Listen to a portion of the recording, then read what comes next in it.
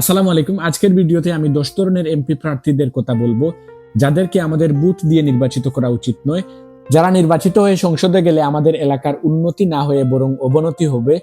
তো এই 10 ধরনের প্রার্থীর কথা বলার আগে আমি আরেকটি কথা বলে নেই, আমাদের উচিত মার্কা দেখে নয় বরং ব্যক্তি দেখে ভোট দেয়া। কারণ যখন আমরা একটি নির্দিষ্ট মার্কাকে ফলো করি এবং যে ব্যক্তির শুধু ওই মার্কার রয়েছে তাকে ওই মার্কার কারণে ভোট দিয়ে দেই, তখন দেখা যায় আমাদের আঞ্চলিক রাজনীতিতে যার দীর্ঘদিনের অবদান রয়েছে, যার সাথে মাটি ও মানুষের সম্পর্ক রয়েছে, তাকে রেখে অন্য একজন ব্যক্তি এই নির্দিষ্ট মার্কাটাকে টাকা দিয়ে কিনে নেয়। এবং দেখা যায় যারা আগামীতে সংসদ সদস্যের প্রার্থী হবে তারা এলাকার মানুষের জন্য কাজ না করে একটা নির্দিষ্ট দলের নির্দিষ্ট উচ্চপদস্থ ব্যক্তিদের তেল মারতে থাকে। তারা নির্বাচনের সময় মার্কা কেনার জন্য বড় অঙ্কের টাকা জমা করে এবং টাকা দিয়ে তারা ওই মার্কাটা কিনে নেয়। এবং দেখা যায় যে এইরকম প্রার্থী নির্বাচিত হবার পর তাদের মাটি ও মানুষের সাথে কোনো সম্পর্ক থাকে না। ওই নির্দিষ্ট এলাকার মানুষ ওই নির্বাচিত এমপির কাছ থেকে কোনো বেনিফিট পায় না, ওই এলাকার কোনো উন্নয়নমূলক কাজে ওই ব্যক্তি সহায়তা করে না।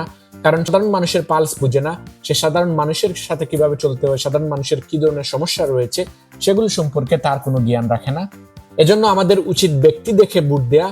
যখন আমরা মার্কা দেখে নয় শুধু ব্যক্তির দিকে ফোকাস করব, তখন দেখা যাবে যারা আগামীর নেতা হতে চাইবে তারা এলাকায় ভালো কাজকর্ম করবে, তারা নিজের এলাকায় নিজের ইমেজকে রক্ষা করবে, তারা দুর্নীতির সাথে যুক্ত হবে না।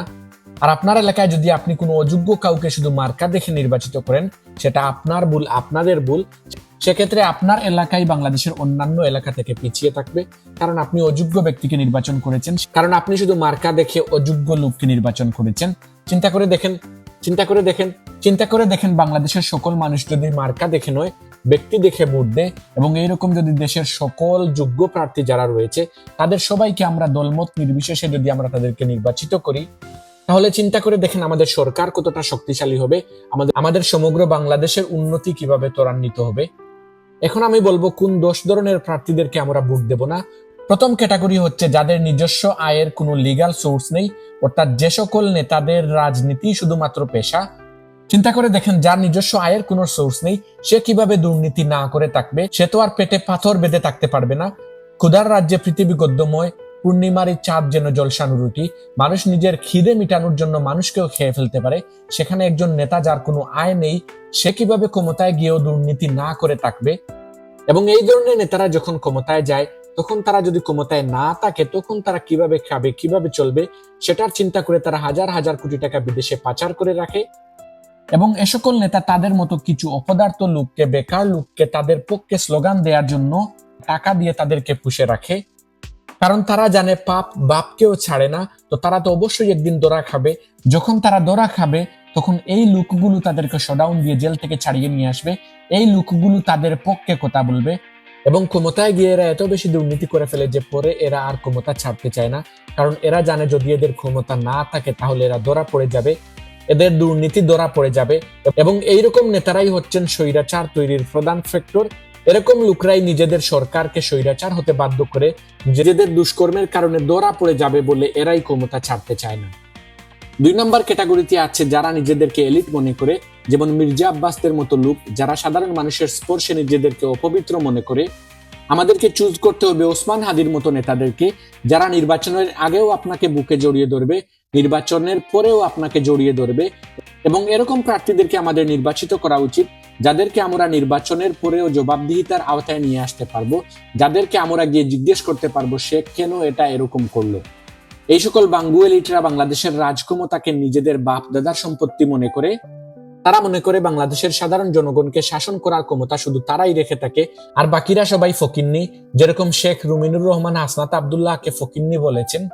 এসব 2 পয়সায় বিক্রি হওয়া এলিটদেরকে নির্বাচিত করে আপনি আপনার ভবিষ্যৎ প্রজন্মের ভবিষ্যৎকে নষ্ট করবেন না। এরা আপনার আমার মতো সাধারণ মানুষকে মানুষই মনে করে না, এরা ক্ষমতা এবং টাকার পূজারী, এবং এরা ক্ষমতা এবং টাকাকেই নিজের ভগবান মনে করে। 3 নম্বর ক্যাটাগরিতে রয়েছেন অহংকারী এবং গুন্ডা সান্ডার মতো মানুষ, অর্থাৎ যে সকল প্রার্থী এলাকায় অলরেডি এক ধরনের গুন্ডা নামে পরিচিত। এদের মতো ব্যক্তিকে কখনোই ভুলেও নির্বাচিত করবেন না, কারণ এইরকম ব্যক্তি যদি কখনো নির্বাচিত হতে পারে তাহলে সে নিজেকে এই এলাকার একচ্ছত্র প্রভু মনে করবে। সে এবং তার সাঙ্গপাঙ্গরা মিলে এলাকায় ত্রাসের রাজত্ব কায়েম করবে, তখন তাকে আটকানোর ক্ষমতা কারোরই থাকবে না। এরকম ব্যক্তিরা ক্ষমতায় আসে নিজেদের আধিপত্যবাদকে আরো বেশি শক্তিশালী করার জন্য। এবং তাদের ইলিগেল কাজগুলোকে লিগেল ভাবে করার জন্য। 4 নম্বর ক্যাটাগরিতে রয়েছেন চরিত্রহীন প্রার্থীরা। যে সকল প্রার্থীদের চরিত্রে অলরেডি কলঙ্কের দাগ রয়েছে, এরকম চরিত্রহীন ব্যক্তিরা যদি কখনো ক্ষমতায় যেতে পারে, তারা বেপরোয়া হয়ে উঠবে। মানুষ যখন ক্ষমতায় যায় তখনই মানুষের আসল চরিত্র প্রকাশ পায়।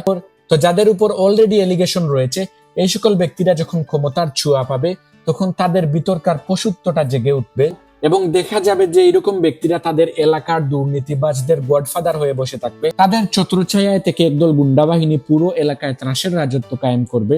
এবং সাধারণত এরকম চরিত্রহীন ব্যক্তিরা ক্ষমতায় আসতে চায় আরো বড় স্কেলে টাকা উপার্জন করার জন্য, আরো বড় স্কেলে দুর্নীতি করার জন্য। 5 নম্বর ক্যাটাগরিতে রয়েছেন যাদের ছাত্র আন্দোলনের প্রতি সহমর্মিতা ছিল না, যাদের মধ্যে উদীয়মান ছাত্র নেতাদের প্রতি অ্যালার্জি রয়েছে।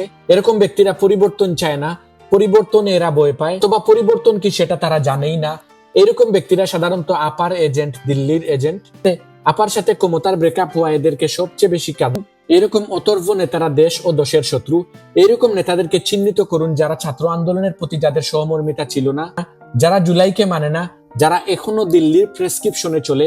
এইরকম নেতাদেরকে চিহ্নিত করে এদের বিরুদ্ধে প্রচার চালান এবং এদেরকে বয়কট করুন। কারণ এরা যদি ক্ষমতায় যায়, এরা আবার আপাকে দেশে আসার পথ সুগম করে দিবে। এরা বড় অঙ্কের টাকা খেয়ে নিজেদের ইমান বিক্রি করে দিবে, নিজের দেশকে বিক্রি করে দিবে।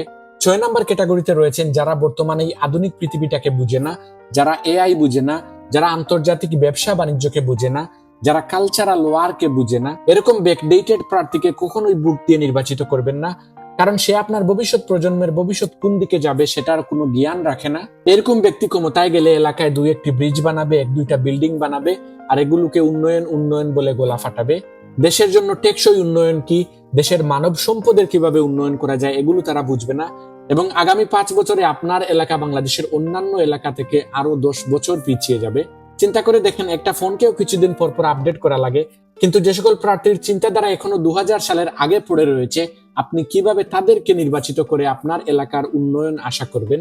7 নম্বর ক্যাটাগরিতে রয়েছেন অতি বয়োবৃদ্ধ এবং আনফিট লোকেরা, অর্থাৎ যারা বয়সের বারে একদম নুয়ে পড়েছে, যারা ঠিকমতো চলাফেরা করতে পারে না, বা যারা ডায়াবেটিস এবং কোলেস্টেরলের ওষুধ খেতে খেতেই কুল পায় না।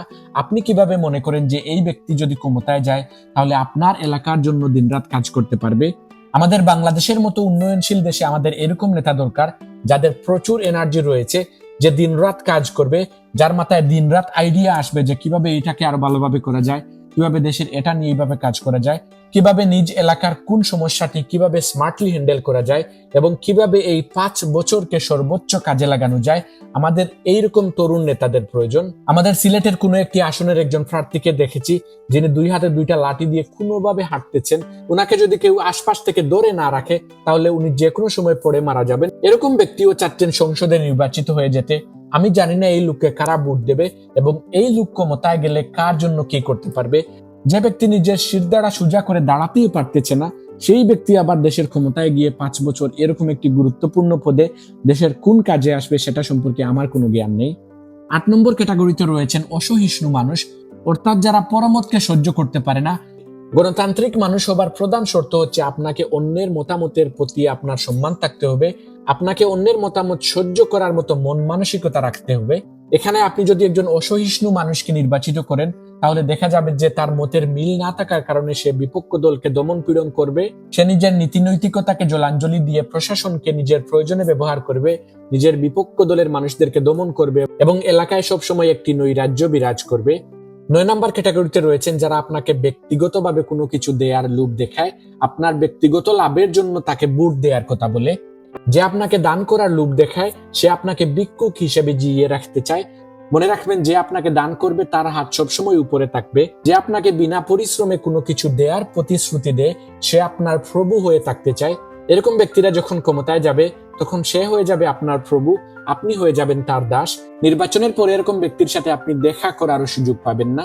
সংসদে আপনি আপনার প্রভুকে নয়, সংসদে আপনি আপনার বন্ধুকে পাঠান, যে সংসদে গিয়ে আপনার কথা বলবে, যে সংসদে গিয়ে আপনার আমার সমস্যার সমাধান নিয়ে কথা বলবে।